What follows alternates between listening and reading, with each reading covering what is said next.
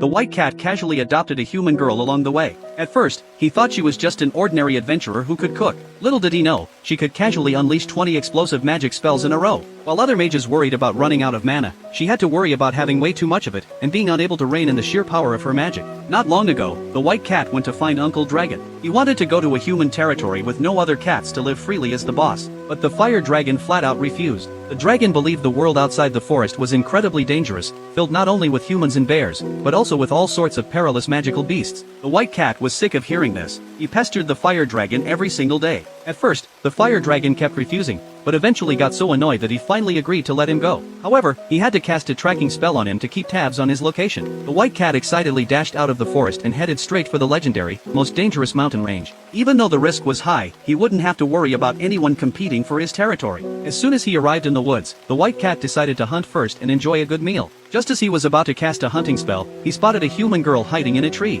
She had concealed her presence so perfectly that even the white cat hadn't noticed her beforehand. However, this seemingly powerful girl had absolutely terrible hunting skills. Even though she managed to catch her prey, she ended up covered in scrapes and bruises herself. The white cat quickly rushed over to check on her. Seeing the cat speak, the girl's first reaction wasn't fear, but rather a suspicion that she had bumped her head and was hallucinating. The white cat had to explain that all cat demons could talk. The girl accepted this fact surprisingly quickly. After confirming her injuries weren't serious, the white cat pointed out that this hunting method was a recipe for getting hurt. The girl, however, said she was tough, and that no one had ever taught her any other way. It turned out the girl had been an orphan since childhood, and now lived with 6 other children and a teacher. She wasn't catching birds to eat herself, but to make sure the kids at home could have some meat. The white cat was somewhat touched by this, so he caught a huge pile of game and gave it to the girl. To show her gratitude, the girl invited him home for some meat soup. The white cat had tasted human cuisine in town before and was really looking forward to having it again. When they arrived at the residence, the 6 kids saw the white cat dragging the meat back and curiously went to pet him. The white cat initially wanted to maintain the dignity of an adult cat, but seeing the children's curious faces,